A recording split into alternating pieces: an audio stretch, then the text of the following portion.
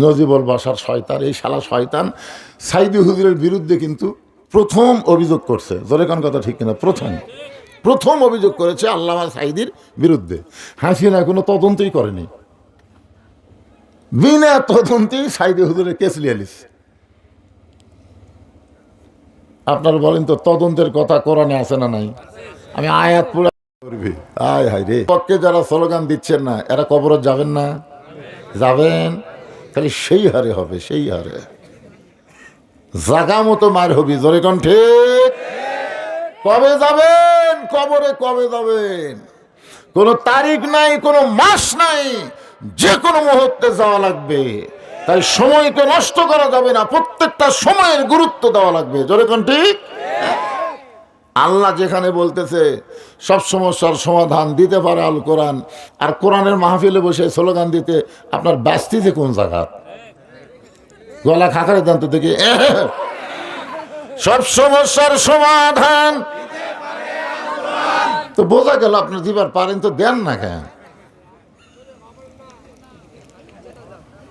হ্যাঁ, একটু মনোযোগ দিয়ে শুনবেন।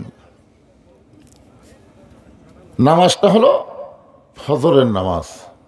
একজনকে সাটান, তো ফজরের সময় বোঝা যাবে তুমি কত সাটানার লোক। আর সালাতো খায়রুম মিনান নাম শোনার সাথে সাথে তোমার অবস্থা কিরকম হয়? 3.5 হাত হয় না 2.5 হাত হয়? নিজের বিবেককে প্রশ্ন করো। আজান শুনবি না, ল্যাপ দিয়ে মাথার উপর, পাউটেনা বুকের কাছে, মনে হয় ছাগলের বস্তা ঢাকাতেছে। ল্যাপ টান্দা দেখেন, ল্যাপের তলে ওর সাইজ, আর সকালবেলা সাইড ঠিবে কুত্তার সাইজ, একই সাইজ। ধরে কোন কথা ঠিক কিনা? তবে ওয়া সাটান হুজুর, ওয়া সাটান।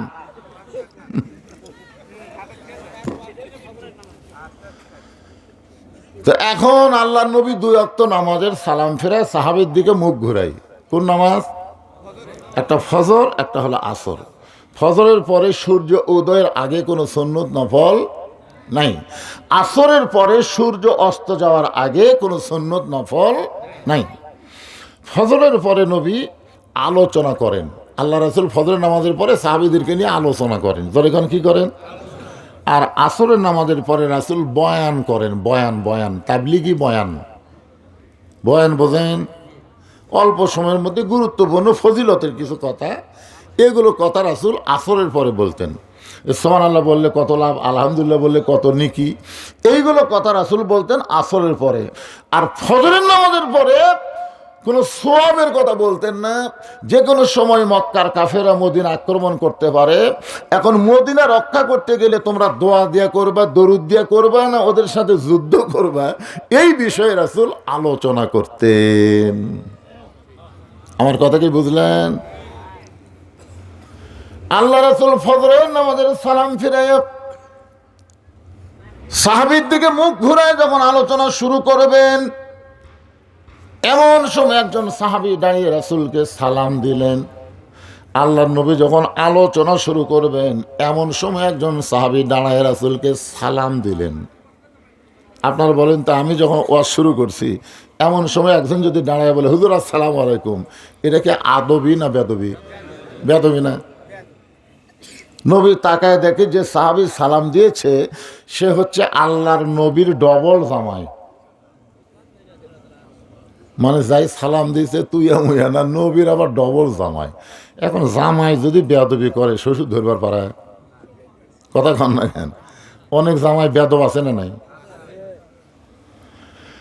আল্লাহ নবী বলেন, বাবা ওসমান, ফজরের নামাজের পর আমি নবী যখন আলোচনা শুরু করতে চাই, এমন সময় তোমার সালাম দেওয়ার কারণ কি? ওসমান বনি বললেন, আসসালামু ক্বাবলাল কালাম, কোনো কথাবার্তা বলার আগেই দেওয়া লাগবে সালাম। হুজুর আপনার সাথে যদি আমি কোনো কথা বলি, সে কথা বলার আগে কি দেওয়া লাগবে? এ কথা কে বলেছে? আল্লাহ রাসূল বলেছেন। আল্লাহ রাসূল বলেছেন আসসালামু ক্বাবলাল কালাম, কোনো কথাবার্তা বলার আগেই দেওয়া লাগবে সালাম। সালাম দিয়ে তারপরে কথা শুরু। আপনারা কি সালাম দেন? দেন? বেটা কোনোদিন সালাম দিয়েছেন? বেটা তো আপনাকে দেয় না, বেটা শ্বশুরক দেয়। আপনার বেটা কিন্তু সেই ভদ্র। খুবই ভদ্র, শ্বশুরকেই ভয়। আসসালামু আলাইকুম আব্বা, কেমন আছেন আব্বা, আম্মা কেমন আছে? ওরে বাবারি, এ ভদ্রই হলো কোত্থেকে রে? আর বাপের সামনে দিয়ে যায়, সারা মানুষ যায় না কুত্তে যায়, বোঝার উপায় নাই। জোরে কোন কথা ঠিক কিনা? আপনারা বলেন তো, পৃথিবীর সমস্ত মানুষকে সালাম দিলে যে সওয়াব হবে, নিজের বাপ মাকে সালাম দিলে এর চাইতে বেশি সওয়াব আল্লাহ দান করবে। জোরে কোন কথা ঠিক কিনা? ওরে বাবা, ঠিক তো ঠিকই করছে। বাবা সালাম দেশ, এখন থেকে শুরু কর লাগি বাদান, আজ থেকে শুরু করবা সালাম দেওয়া। যেই বাড়িতে সালাম আদান প্রদান আছে ওই বাড়িতে অভাব থাকতে পারে কিন্তু অশান্তি থাকবে না। হ্যাঁ, অভাব আছে কিন্তু অশান্তি নাই। কোনোদিন স্বামী স্ত্রীর মধ্যে মারামারি হবে না, কারণ বউ স্বামীর সালাম দেয়, স্বামী বউ সালাম দেয়, সালামের দ্বারা সব রাগ পাঞ্চা হয়ে যায়। আরও মারামারি, বেটার বউ শাশুড়ি সালাম দেয়, শাশুড়ি বেটার বউ সালাম দেয়, মানে যখন যাই সুযোগ পাবি আগে সালাম মারবি। দেখবেন শাশুড়ি বেটার বউয়ের বিরুদ্ধে কবি না, বেটার বউ শাশুড়ির বিরুদ্ধে কোনোদিনও কবি না। কিন্তু সালাম কালাম না থাকার কারণে প্রত্যেকটা সংসারে অশান্তি টেকা আছে, অভাব নাই, কিন্তু অশান্তি দাও দাও করে চলতেছে। যেরকম কথা ঠিক। হ্যাঁ, এই জন্য সালাম দেওয়া লাগবে, সালামের প্রচলন শুরু করবেন।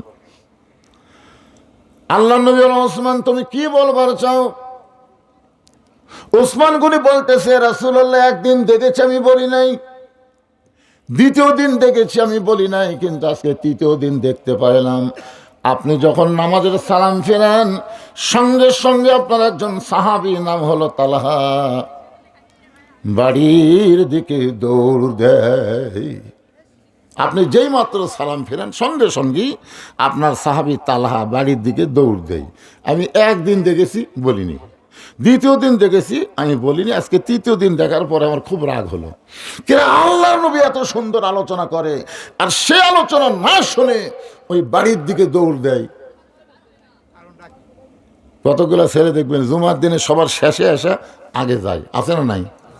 আপনার কোন তো জুমার দিনে কেন নামাজে আগে আসতে হবে? আল্লাহ যে বললেন, ইজানু দিয়ালিস সালাতি মিয়াউমিল জুমআ ফাসাউ ইলা যিকরিল্লাহ। জুমার নামাজের আজান দেওয়ার সঙ্গে সঙ্গে জোরে জোরে মসজিদে আসতে হবে।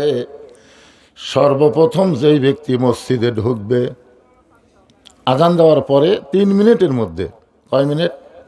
3 মিনিটের মধ্যে যারা মসজিদে ঢুকবে জুমার দিন, আল্লাহ তার আমল নামায় একটা উট কুরবানি সব দিবি। খালি সুবহানাল্লাহ করলে হবে না, ঢোকা লাগবি। 5 মিনিটের মধ্যে যারা মসজিদে ঢুকবে আল্লাহ তাদের আমল নামে একটা গরু কুরবানি সব দিবে। 10 মিনিটের মধ্যে যারা ঢুকবে একটা ছাগল কুরবানি সব পাবে। এরপরে যারা ঢুকবে তারা আর কুরবানির মধ্যে নাই, তারা ডিম মুরগি দান করা সব পাবে। আপনার কোনটা সুবহানাল্লাহ? ডিম মুরগিত না উঠত? উঠত। যে কাজ কাম লাগছে, আলু বান্ধার কাম লাগছে, আর জুমার দিন হলে খেয়াল আছে। ইজানু দিয়ালিস সালাহ মিয়াউমিল জুমআ ফাসআউ শব্দের অর্থ হলো হাঁটাও না দৌড়ানো না, মাঝখানে, মানে হাঁটা দৌড়ানো মাঝখানে। ডায়াবেটিস রোগী হলে যেরকম হাঁটে না ওই রকম জোরে জোরে মসজিদে যাওয়া লাগবে। হুকুম কার? জুমার নামাজ পড়া কিন্তু কারিবুল ফরজ। জুমার নামাজ পড়া হলো কারিবুল ফরজ, ফরজের নিকটবর্তী, কিন্তু ফরজ না।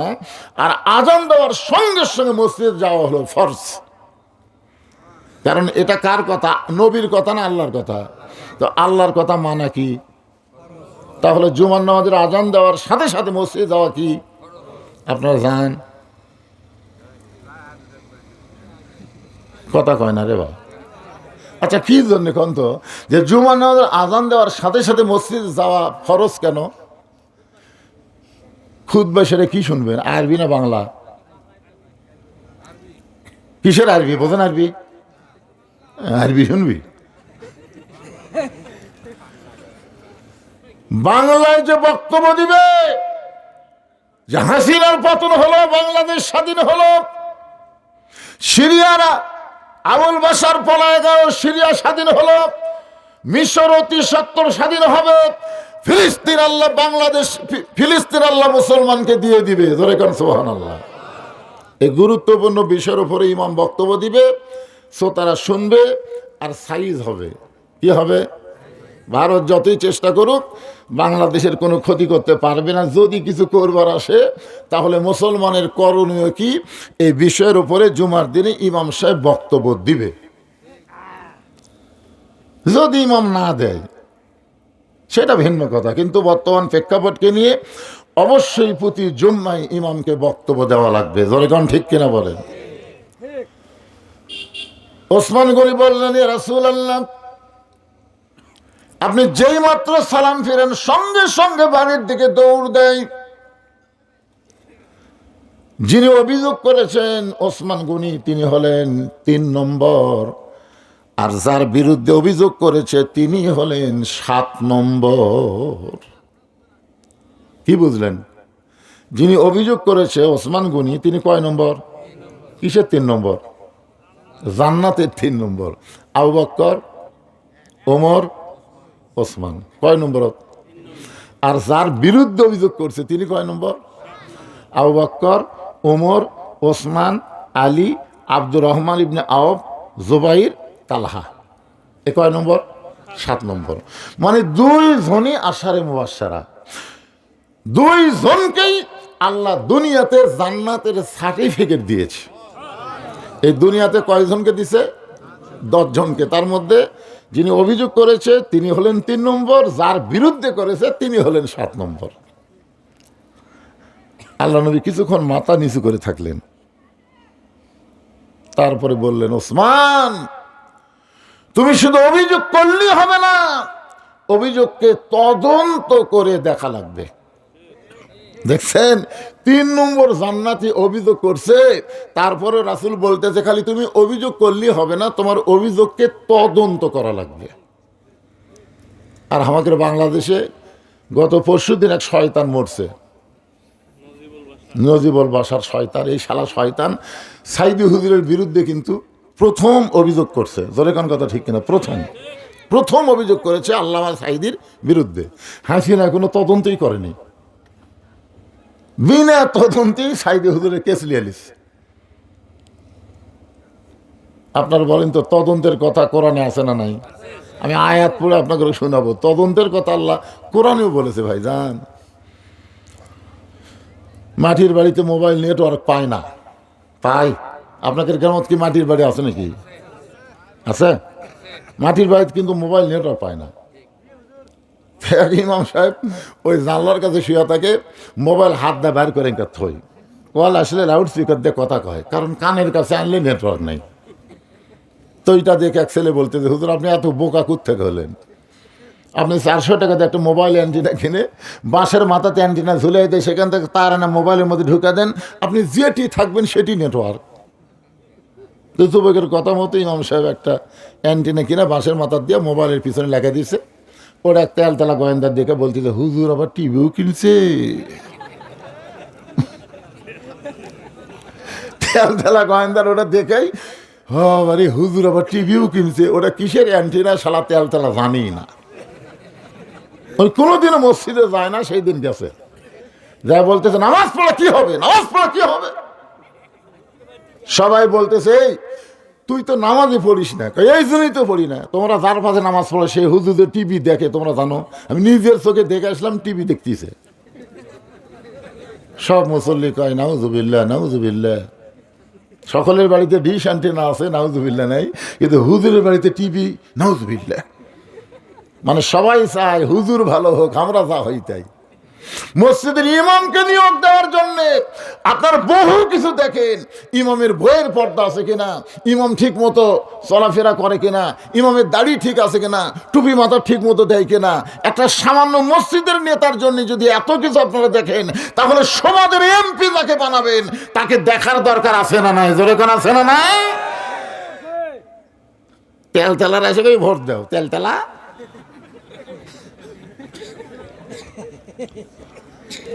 আর আইতাল্লাযী ইউকাযযিবু বিদ্দীন ফাযালিকাল্লাযী ইয়াদুল ইয়াতীম ওয়া লা ইয়াহুদ্দু আলা তুআমিল মিসকিন। সব মুসল্লি সিদ্ধান্ত লিছে, আজকে হুজুরক বাদ দেবো। তেলার কথা শুনে সিদ্ধান্ত নিতে হুজুর বাদ দেবো।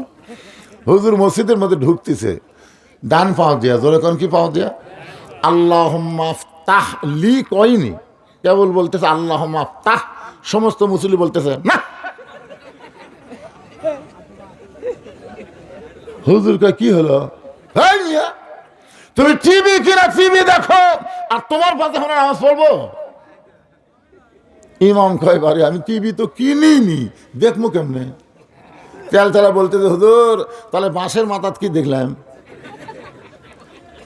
তখন বলতেছে ওটা তো মোবাইল অ্যান্টিনা। তখন সব মুসলিমকে কে রে তুই কি দেখলি আর কি করলি? মনে করছিলাম ভাই। মনে করার উপর অভিযোগ করছে আর তদন্ত না করে ইমাম বাদ। চিন্তা করছেন? আল্লাহ রাসূল বলে ওসমান তুমি অভিযোগ করলি, তোমার অভিযোগকে গ্রহণ করতে পারলাম না, তদন্ত করতে হবে। 3 নম্বর জান্নাতি 7 নম্বরের বিরুদ্ধে অভিযোগ করেছে। আল্লাহ নবী বললেন তদন্ত না করে কিছু করব না। আল্লাহ নবী দাঁড়িয়ে গেলেন, তদন্ত করার জন্য নবী দাঁড়িয়ে গেলেন, আর কোনো আলোচনা করলেন না। ফজরের পরে যে আলোচনা করেন, নবী আলোচনা বন্ধ করে দিয়ে তদন্তের জন্য দাঁড়িয়ে গেলেন। নবী যখন মসজিদ থেকে বের হচ্ছেন, প্রত্যেকটা সাহাবী নবীর দিকে তাকায় আছে। আল্লাহর নবী বললেন আমি তদন্তের জন্য রওনা দিলাম, তোমরা কি আমার সঙ্গে যাওয়ার চাও? সাহাবীরা বললেন এ রাসূল আল্লাহ, যদি আপনি অনুমতি দেন আমাদের কোনো আপত্তি নাই। তার মানে নবী বুঝালেন যে একজন তদন্ত, একদলীয় তদন্ত না করে সর্বদলীয় তদন্ত করা দরকার। জোরে কোন ঠিক কিনা? আপনারা বলেন তো, বাংলাদেশে যারা যুদ্ধাপরাধী, যাদেরকে অন্যায়ভাবে ফাঁসি দেওয়া হলো হাসিনার সময়, এই মানুষগুলো কি খারাপ ছিল না ভালো ছিল? এক বাক্যে বলেন তো, ভালো না খারাপ? কে তদন্ত করছে? একদলীয় তদন্ত করছে ভাই। তদন্ত করে ভালো মানুষগুলোকে ফাঁসির কাস্টে ঝুলাই দিল। আল্লাহর নবী বললেন তোমরা যদি চাও তাহলে আমার সঙ্গে তদন্তে অংশগ্রহণ করতে পারো। নবী আমার সামনে সামনে, প্রত্যেকটা সাহাবী পিছনে পিছনে রওনা দিলেন। কারণ নবী যখন সামনে চলবে, নবীর সামনে কেউ যাবার পারবে। কোরআনে আল্লাহ বলেছেন আমার নবী যখন কথা বলবে, নবীর মুখের ওপর কেউ কথা বলতে পারবে না। নবী যখন রাস্তা চলবে, নবীর সামনে কেউ রাস্তা চলবে না। বর্তমানে বাংলাদেশে কোনো নবী নাই, কোনো আলেম ওলামা যদি আপনারা দেখেন রাস্তায় চলতেছে, যদি আপনি সামনে চলেন, আলেমকে দেখার সঙ্গে সঙ্গে যদি মনে করেন এখন তো আর নবী নাই, আল ওলামা ওয়ারাসাতুল আম্বিয়া, আলেমরা হলো নবীদের ওয়ারিস, আমি হুজুরের সামনে যাব না, দরকার হলে হুজুরের পিছনে পিছনে যাব। রাসূল বলে একটা আলেমকে সম্মান করে আলেমের পিছনে যদি 2টা কদম তুমি হাঁটতে পারো, আল্লাহ খুশি হয়ে তোমাকে 2টা জান্নাতের মালিক করে দিবে। ইন্নামা ইয়াখশাল্লাহ মিন ইবাদিহিল উলামা। আল্লাহ কোরআনে বলেছেন বান্দা সমূহের মধ্যে আলেম বান্দারাই সবচাইতে আল্লাহকে বেশি ভয় করে। নবীও আলেমদের পক্ষে, আল্লাহ আলেমদের পক্ষে। খালি হাসিনা মুদির কথা শুনে আলেমদেরকে চেহারে নির্যাতন করছে। আরে আল্লামা সাইদুল হুজুর কিন্তু বাসায় থাকতো ইনশাল্লাহ। আপনারা দেখেননি যেদিন তাকে জেল থেকে হাসপাতাল নিয়ে, সেদিন যে একটা হাসি দিয়েছে, আমার মোবাইলে ভিডিও করে রাখছে, ওটা আমি লোড করে রাখছি। এ হাসি দেখলে মনে হয় একটা জান্নাতি হাসি। জোরে কোন কথা ঠিক কিনা? এইরকম হাসি দিয়ে যে লোকটাকে নিয়ে গেল।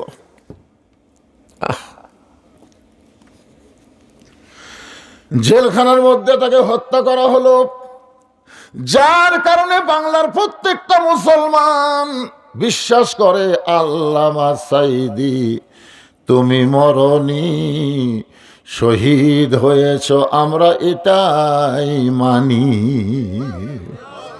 আপনারা বলেন তো উনি মারা গেছে, ওনাকে হত্যা করা হয়েছে।